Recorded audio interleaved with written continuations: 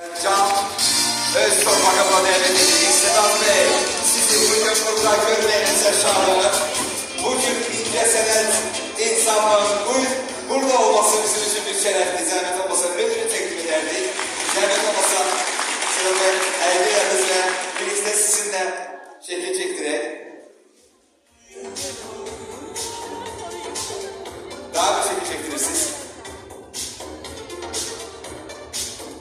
Türkiye'nin başarılı opera sanatçısı tenör Sedat Can Öztoprak bugün Bakı'da ve bizim kulağımızda. Dernek teşekkürler çok oldu sizi burada görmek.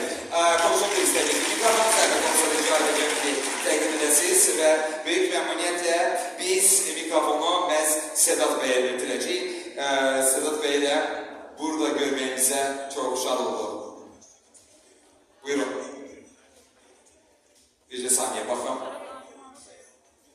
Bunu açar ve buyurun.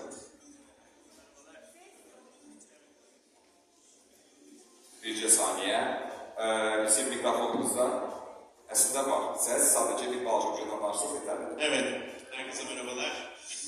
Öncelikle yurt dışında kardeş ülke Can Azerbaycanlı'nın en iyi isimlendirildiği böylesine çok önemli bir uluslararası törende dünyanın her yerine ve her milletten çok değerli isimlerle birlikte ben de opera alanında yılın en iyi opera sanatçısına layık görünüş olmaktan ve güzel ülkemi, Türkiye'mi uluslararası arenada herkesten aynı şekilde temsil etmiş olmaktan dolayı çok gururluyum.